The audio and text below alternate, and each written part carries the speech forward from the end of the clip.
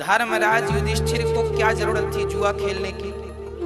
भाई जुआ ना खेलते तो ये नौबत ही ना आती महाभारत की, और द्रौपदी की साड़ी भी ना खींचती और महाभारत भी ना होता। सारी फसाद की जड़ तो जुआ है।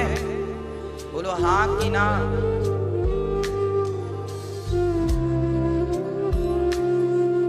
आपको पता है शकुनी के पिता, ये जो धृतराष्ट्र की पत्नी माता गांधारी है ना, ये शकुनी की कौन है? बोलो बोलो मेरी माँ, सगी बहन है। शकुनी की सगी बहन कौन? गांधारी। जब गांधारी को पितामह भीष्म ये कहने गए कि तुम हमारे धृतराष्ट्र से विवाह करो, तो शकुनी और शकुनी के पिता दोनों ने विरोध किया कि तुम्हारा वो धृतराष्ट्र तो अंधा है और मेरी बेटी अंधी नहीं है, मैं अपनी बेटी की जिंदगी खराब नहीं करूंगा। अब कोई बाप थोड़ी चाहेगा कि मेरी बेटी अंधे के साथ शादी करे, कहीं चाहेगा? अरे सामान्य पिता भी नहीं चाहता ना, भले वो कितना भी धनवान क्यों ना हो, पर कोई बाप अपनी बेटी का विवाह अंधे के साथ नहीं करना चाहता। पितामह भीष्म ने जबरदस्ती की, कहा चलो गांधारी, नहीं तो हम बल से ले जाएंगे। और शकुनी अंदर अंदर जल रहा है, शकुनी के पिता अंदर अंदर जल रहे हैं, ये तो जबरदस्ती मेरी बेटी के साथ गलत हो रहा। लेकर आ गए। देखिएगा आज एक बात और निकल के आएगी नहीं, जो आपने कभी नहीं सुनी हुई। शादी विवाह सबकी राजी मर्जी से होना चाहिए। यदि घर परिवार में सबकी राजी मर्जी नहीं है तो आज ना सही कल वो नाराजगी सत्यानाश करेगी, सर्वनाश करेगी। गांधारी तो मान गई कि चलो मेरा पति अंधा है, मैं भी पट्टी बांध कर रहूंगी। एक बार में गांधारी ने कह दिया मैं विवाह कर लूंगी धृतराष्ट्र जी से, और इनका विवाह हुआ। पर शकुनी जलता रहा और शकुनी के पिता जलते रहे। गांधार नरेश शकुनी के पिता जलते रहे अंदर अंदर। और शकुनी के पिता जब मरे तो मरते समय पता है उन्होंने क्या कहा? बेटा शकुनी, मेरी मौत तब सफल होगी जब तू हस्तिनापुर का सर्वनाश कर देगा, क्योंकि मेरी बेटी के साथ गलत किया है। उन्होंने उठाकर जबरदस्ती, उनकी हमारी गांधारी की मर्जी तो थी पर हम सब की मर्जी नहीं थी, बाप और बेटे की मर्जी नहीं थी। तो शकुनी ने कहा ये कैसे संभव है? तब कहा था गांधार नरेश ने कि मैं मर रहा हूं, मुझे जलाना, मेरे शरीर में मेरी रीढ़ की हड्डियां कुछ बच जाएंगी, उनके पासे बनाना और उनसे तू जुआ खेलना। और याद रखना मैं तेरा बाप हूं, फैसला तेरे ही पक्ष में करता रहूंगा, हड्डियां बस मेरी होनी चाहिए। शकुनी के हाथ में जो पांसे थे महाभारत में, वो पांसे उनके पिता की हड्डियों के थे, इसलिए निर्णय उनके पक्ष में आया।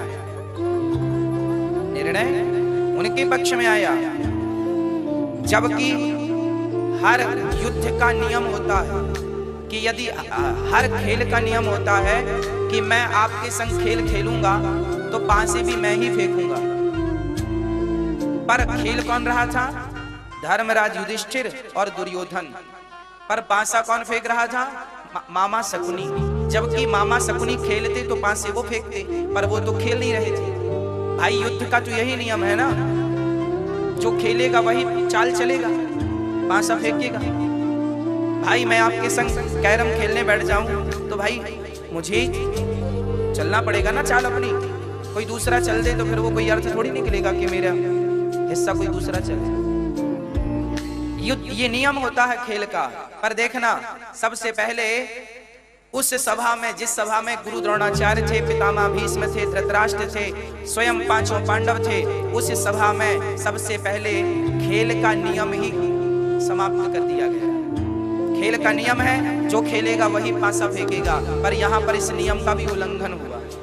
खेल रहा था दुर्योधन और दुर्योधन की तरफ से पांसे फेंक रहे थे मामा शकुनी। पहला उल्लंघन ये। अब प्रश्न ये कहते हैं, प्रश्न ये खड़ा है कि आखिर धर्मराज युधिष्ठिर को क्या जरूरत पड़ी थी ये जुआ खेलने की? क्या धर्मराज युधिष्ठिर को ये ज्ञान नहीं था कि जुआ खेलना गलत है? क्या तुम इतना भी नहीं जानते धर्मराज युधिष्ठिर जी कि जुआ खेलना गलत है? भूतम पानम स्त्रियः सुना लिखा है शास्त्रों में, जुआ में कलयुग का वास होता है। धर्मराज युधिष्ठिर जानते थे कि जुआ खेलना गलत है, तो प्रश्न खड़ा हुआ फिर क्यों खेला? तो याद रखना, इसका समाधान देता हूं। धर्मराज युधिष्ठिर ने जुआ नहीं खेला था। धर्मराज युधिष्ठिर जो थे, जब इनके पिता पांडु समाप्त हो गए, बहुत ध्यान से सुनना, ये कथा शायद आपने ना सुनी। जब धर्मराज युधिष्ठिर के पिता पांडु मर गए, तब पिता का साया पुत्रों के सिर से हट गया। तब पांचों पांडव ने धृतराष्ट्र को अपने पिता की जगह स्थापित कर दिया कि आज से हम आपको पिता मानेंगे। क्या मानेंगे? धृतराष्ट्र जी अपने युधिष्ठिर जी धृतराष्ट्र को ताऊ जी कम कहते थे, पिता के समान दर्जा देते थे। और धर्मराज युधिष्ठिर वही युधिष्ठिर हैं जो अपने पिता तुल्य ताऊ की कभी आज्ञा का उल्लंघन नहीं करते थे। महाभारत के पन्नों में स्पष्ट लिखा है कि दुर्योधन ने षड्यंत्र रचा कि चलो जुआ खेलते हैं शकुनी के कहने पर। फिर इन लोगों ने प्लान बनाया कि चलो पिता को मनाते हैं। तो धृतराष्ट्र से कहा दुर्योधन ने, पांडवों को बुलाओ। उस समय पांडव लोग इंद्रप्रस्थ के राजा थे, इनको निकाल दिया था, हस्तिनापुर से निकाल दिया था और बंजर भूमि दे दी थी पांडवों को कि जाओ तुम वहां मरो। परंतु वो इंद्रप्रस्थ जो है, पांडवों की मेहनत के कारण वो बंजर भूमि भी उपजाऊ बन गई और वहां बढ़िया फसल होने लगी, लोग बसने लगे, सोना चांदी की तो ढेर लग गए। जब दुर्योधन ने देखा कि युधिष्ठिर के घर तो बहुत बड़ा धन है, तो उसको लगा कि इसका धन कैसे लिया जाए, बोले जुआ खेल कर लिया जाए। तो पिता के कान भरे धृतराष्ट्र के, सुनो पांडवों को बुलाओ और जुआ का आमंत्रण दो। जुआ का क्या दो? आमंत्रण, निमंत्रण दो इनको। तब याद रखना, धृतराष्ट्र ने जुआ के लिए बहुत बड़ा पांडाल तैयार कराया। देखिए, जुआ के लिए धृतराष्ट्र ने बहुत बड़ा पांडाल तैयार कराया। लोग खड़े हो सके, बैठने की व्यवस्था थी, खड़े होने की व्यवस्था थी, बड़ा अद्भुत पांडाल बनाया। और वहां पर धृतराष्ट्र ने संदेशा भेजा, बेटा युधिष्ठिर, तुम्हारे ताऊजी तुम्हें याद कर रहे हैं, तुम आओ। पहले ये नहीं बताया कि जुआ खेलने आओ, पहले बुलाया, आओ। जब आए, प्रणाम किया, तो ताऊ जी ने कहा, अर्थात धृतराष्ट्र ने कहा, युधिष्ठिर, हमारी इच्छा है कि तुम दुर्योधन के साथ जरा जुआ खेल लो। देखो कैसा ताऊ रहा होगा जो अपने बच्चों को जुआ खिला रहा है। देखो जरा ताऊओं को, देखो जरा, ऐसे भी ताऊ हो सकते हैं, मैंने तो सोचा नहीं, सुना नहीं, यही ताऊ मिले हमें। ये अंदर बाहर दोनों से अंधे हैं। ये केवल बाहर की आंखें नहीं फूटी, अंदर की भी फूटी पड़ी। बेटा जुआ खेल लो। अब धर्मराज युधिष्ठिर धर्म संकट में पड़ गए कि मैं अपनी ताऊ की आज्ञा कैसे टालूं। जो आज तक बेटा अपने बाप की आज्ञा ना टाला हो, आज बाप गलत आज्ञा दे और बेटे को पता है कि आज्ञा गलत है, पर वो आज्ञा का उल्लंघन नहीं करना चाहते थे। धर्मराज युधिष्ठिर ने जानकर जुआ नहीं खेला, उन्होंने तो अपने ताऊ की आज्ञा का उल्लंघन नहीं किया, जो कि कभी उल्लंघन नहीं करते थे। इन्हीं ताऊ ने इन्हें घर से निकाल दिया था, बोले जाओ इंद्रप्रस्थ रहना, बिल्कुल बंजर भूमि थी, एक शब्द नहीं कहा कि हमें हस्तिनापुर का राज्य चाहिए। जबकि बात ये थी कि पांडु ने ये कहा था कि जब तक मेरा बेटा बड़ा ना हो जाए आप राजा बन के बैठना, बाद में मेरे बेटे को राजा बना देना। धर्मराज युधिष्ठिर ही राजा के योग्य थे, पर कब्जा कर लिया। फिर भी युधिष्ठिर ने ये नहीं कहा कि आप गलत कर रहे हैं ताऊ जी, आप उतरो। चाहते तो दम दे करके धनुष बाण की गदा का प्रहार दिखा करके चाहते तो ले लेते, पर नहीं, धर्म तो धर्म है, नहीं लिया। ताऊ जी ने कहा जुआ खेलो, तो आज्ञा कैसे टाले? युधिष्ठिर जी बोले ठीक है। तो दुर्योधन बोला हमारी तरफ से पासे शकुनी मामा फेंकेंगे। युधिष्ठिर ने बोला ना ना, ये नियम तो गलत है। तो दुर्योधन ने कहा पिताजी से, देखो पिताजी ये तो मानता नहीं है। तो फिर ताऊ जी ने बोला बेटा धर्मराज युधिष्ठिर तुम बड़े हो, वो बच्चा है, जैसा कहता है कर लो। ठीक है ताऊ जी, फिर आज्ञा मान ली। अब देखो जरा, इसलिए कहते हैं ज्यादा मीठा भी नहीं होना चाहिए युधिष्ठिर जैसा। तुम्हारे ताऊ जी गलत हैं तो ताऊ जी भले हैं वो, पर गलत हैं तो गलत आज्ञा का पालन ना करना। युधिष्ठिर जी ने आज ज्यादा सीधा, कहते हैं ना जो ज्यादा मीठा होता है वो अपना नाश कराता है। देखो तो मीठे गन्ने को कोल्हू में पेरा जाता है, ज्यादा मीठा होता है गन्ना तो कोल्हू में पिरता है। ज्यादा मीठा होना भी दुर्गति का कारण बनता है, जैसा कि धर्मराज युधिष्ठिर के साथ हो रहा है, अभी होगा मैं बताऊंगा। ये समाज में सबक हम सबके लिए, जरा ध्यान, ये महाभारत की कथाएं सुनाने और सुनने के लिए नहीं है कि आपने सुन ली हमने सुना दी। ये कथाएं चरित्र में उतारने की, गलतियां जहां आपसे हो रही हैं इनसे सबक लो, शिक्षा लो और अपनी गलतियों को इनके हिसाब से ठीक करो, ताकि आपका जीवन ऐसा ना हो जैसे इनका हुआ। और सुनो क्या हुआ। बेटा शकुनी पासा फेंकेगा, मान लो, ठीक है ताऊ जी मान लेते हैं। धर्मराज युधिष्ठिर तो बोले, अच्छा भीम भैया बोल रहे हैं, भैया क्या कर रहे हैं। अब यहाँ युधिष्ठिर की बातें चारों मानते थे। अब जरा सुनिएगा, धर्मराज युधिष्ठिर की आज्ञा का उल्लंघन कभी ना तो भीम भैया ने किया, ना तो अर्जुन ने किया, ना तो नकुल सहदेव ने किया। ये चारों अपने बड़े भाई को भगवान मान के पूजते थे। अब देखो युधिष्ठिर ताऊ की आज्ञा नहीं टाल सकते और ये चारों अपने भाई की आज्ञा, मतलब साइलेंट हो गया माहौल। अब देखो अब जुआ चालू हुआ। जैसे ही जुआ चालू हुआ पासा फेंका गया, बोलो क्या लगाओगे। तो सबसे पहले धर्मराज युधिष्ठिर ने बढ़िया सा माला पहन रखा था, हीरे मोती का करोड़ों का माला था। मैं अपना हार दाव पे लगाता हूँ। शकुनी ने वो पासे फेंके, ये लो कितने दाम चाहिए, बोले 6। शकुनी 6 फेंको, वो पासे पर फेंका, 6 आए, हार उतार कर दे दिया। दूसरी में क्या लगाते हो युधिष्ठिर, तो मैं अपना खजाना लगाता हूं इंद्रप्रस्थ का। दूसरा कितना, कितने चाहिए, बोले 9 चाहिए। 9, ओ मामा जी के पिता की हड्डियां थी, बोला बाप कैसे धोखा देगा, 9 चाहिए। ओ शकुनी ने फेंके, पास से 9 आए। दुर्योधन हंसा, पूरा खजाना हमारा हो गया। आप बताओ और क्या लगाते हो दाव पर। हम अपना इंद्रप्रस्थ लगाते हैं, पूरा राज्य। अच्छा दाम कितने चाहिए, बोले हमें इतने चाहिए। मामा ने पास से फेंके, उतने ही आए। लो पूरा एक एक दाव में लुटते गए। देखो ये जुआ का सिद्धांत है, एक एक दाव पर तुम लुटते चले जाओगे, तुम्हें पता नहीं चलेगा। इसलिए कहता हूं सबक लो, शिक्षा लो इन लोगों से। इन लोगों ने, जब इन लोगों ऐसे दिग्गजों ने जुआ खेला तो जुआ ने इनका सर्वनाश कर दिया। तो तुम और हम जुआ खेलोगे तो हमारा क्या होगा। ऐसे दिग्गजों का सत्यानाश हो रहा। सुनिएगा अभी और सुनिए। और मामा जी ने सारा इंद्रप्रस्थ हार गए युधिष्ठिर। अब क्या बचा, मैं नकुल को दाव पर लगाता हूं। इतने चाहिए, इतने, ये आ गए। नकुल मेरा, ए नकुल चल सारे कपड़े उतार, केवल 2 वस्त्र पहन के बैठ जाए यहाँ। वो नकुल के कपड़े उतरवा दिए। फिर पासा, अब किसको लगाओगे, मैं सहदेव को लगाता हूँ। ए सहदेव भी हार गए, चल सारे कपड़े उतार, बैठ यहाँ, दास बन गया मेरा। फिर भीम को दाव पे लगाता हूँ, ये भीम भी हार गए। फिर अर्जुन को दाव पे लगाता हूँ, अर्जुन भी हार गए। और फिर अपने मैं युधिष्ठिर अपने आप को दाव पे लगाता हूँ, और दाव पे लगाया अपने आप को, खुद भी हार गए। सुनिएगा, खुद हार गए। दुर्योधन बोला तुम पांचों अपने अपने कपड़े उतारो। पांचों ने कपड़े उतारे। हाँ लंगोटी लगा के बैठ जाओ यहाँ, हम तुम्हारी बेइज्जती करेंगे, तुम्हारा अपमान करेंगे, तुम्हारा मुंह काला करके घुमाएंगे सब जगह। तुम हमारे दास हो गए। दुर्योधन ने कहा मामा जुआ पूरा हुआ, ये तो हमारे दास हो गए, अब क्या करना। मामा बोले अभी जुआ पूरा नहीं हुआ, एक दाव और बाकी है। युधिष्ठिर तुम्हें एक मौका और दिया जाएगा।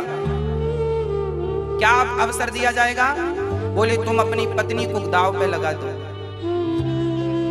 यदि वो दाव तुम जीत गए तो हम तुम्हारा पूरा राज्य तुम्हें वापस कर देंगे, दासत्व से आजाद कर देंगे। युधिष्ठिर को भी लालच आया कि चलो एक दाव और खेल लेता हूँ, शायद ये मेरे पक्ष में आ जाए। जुआ ऐसी तो करता है, जुआ खेलने वाला व्यक्ति लालच में अब शायद अब आएगा मेरे पक्ष में, शायद अब जीतूंगा, शायद अब, और शायद अब मैं सब हार जाता।